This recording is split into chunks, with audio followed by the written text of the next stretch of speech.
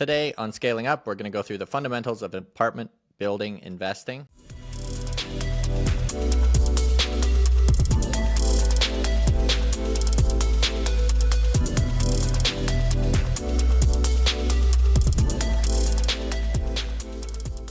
So the first one is how you evaluate potential properties. The first thing I always tell people to look at is you want to look at the location. Is it a place you want to own a property 5, 10, 15 years out? I'm not in the business of going in, try to get money out right away. So it's a long-term buy and hold. So you have to consider, is this an area where the government's putting money in today to try to rejuvenate the area? When those grants or tax incentives run out, is it still a place people want to be? I think new investors get tricked a lot by realtors into buying into a bad neighborhood because they say it's gentrifying, right? This will turn around in 5 years or in 2 years, or it's getting better every year. That hold period, that 5 years it might take to gentrify, it can be really bad. You can lose a lot of money. You're spending a lot of money. Your tenant base is going to be a lot worse. When you buy a piece of property, you're buying somebody's home, right? It's the biggest expense they're going to have every month. They're buying it to raise a family. They're going to rent it. They want to raise a family or have a life there. What type of person wants to rent that building? So that's what we look at first. So if it's really run down, it's in a sketchy neighborhood, you're going to attract sketchy people, right? They are getting it only because it's cheap rent and they want to live in that neighborhood. So you want to make sure there's jobs, there's schools. It's a neighborhood that's not only good today, but it's going to be good long term, right? That's the first thing we look at. And then the building itself, you can only do so much. When you do a building inspection, they're not getting into the walls or, they're kind of looking at it just like you would. So the big expenses, it's going to be the roof, the boilers, the windows and doors. Those are the big ones. And you'll get a feel for it when you go through enough buildings, right? But that's something where that can be a huge CapEx expense. If the roof goes, that's probably going to cost you more than your down payment on a smaller building. So those are the easy things to look at. I'd say neighborhood, like the location, building itself. When you're valuing a building, you look at cap rates. It's kind of a reflection of risk. The lower the cap rate, the more stable, the better tenant base, the safer that investment. The higher the cap rate, there's going to be some hair on the deal. The building's either bad or there's going to be bad tenants. And the thing to realize is it's very hard to buy let's say a C-class building in a C-class neighborhood and turn it into a B. If you do turn it into a B, why would good people want to come and rent in that neighborhood? Even if the building's awesome and it's clean and it's perceived safe, there's not, they don't want to be in that neighborhood generally, right? Unless their job's right close. So it is hard to make that. So if you're going to buy in those neighborhoods, you're probably going to do a lot different renovation because it's never going to be an A-class tenant that's going to come in there for years and years. So that's something I would look at is what's your model, right? Ours is long-term buy and hold. We want B-class. I don't want to be buying really crappy buildings and dealing with that. The expense is also a lot higher on those buildings when you look at it, generally a more transient tenant base, right? If you're kicking people out or they're lower income or maybe a lot of single one-bedroom units, that's going to be a lot more turnover. That's going to be a lot more expense for you. Your biggest expense is always going to be turnover. And it's hard to turn a building from a C to an A, right? Just because of that. And you could have the nicest building in a crappy neighborhood and still not be attracting the best tenants. In my opinion, it's way better to buy the worst property in the best neighborhood than it is to buy the best property in the worst neighborhood, right? There's going to be a lot of upside here. And you can get at an upside, but it's a different business model. It's not one I particularly like, and I don't think a brand new investor should get into because it's tough. It's tough trying to turn those units over. You get one or two bad tenants in a building, maybe they're selling drugs or stealing, whatever it is, it ruins that culture, and the good tenants are going to want to leave.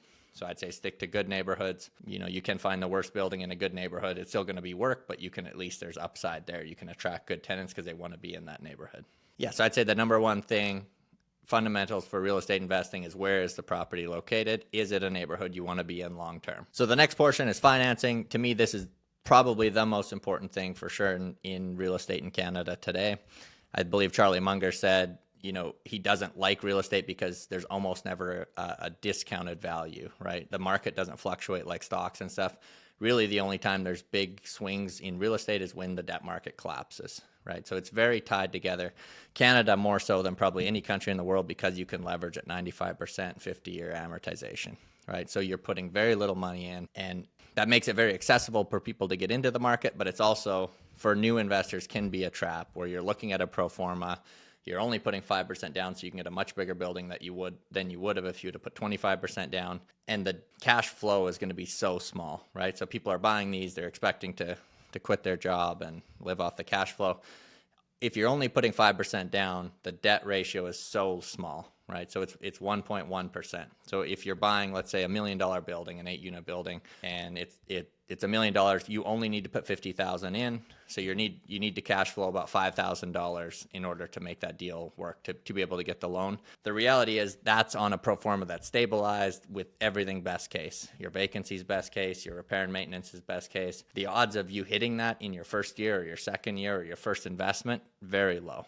Right? So more than likely, you're going to be putting more and more money into that property in the first couple of years. When you're leveraging that high, as soon as you start doing that, if you put $50,000 in at the beginning and you were expecting a 10% return, let's say for $5,000, if you have to put another $50,000 in, your return just got hammered. Right now, you're making way less as an actual return. So those are all things to calculate in. If you understand the fundamentals of real estate and you're looking at it like, I'm going to hold this over 10 years, I'm going to pay the mortgage down, which gives me about a 10% return every year.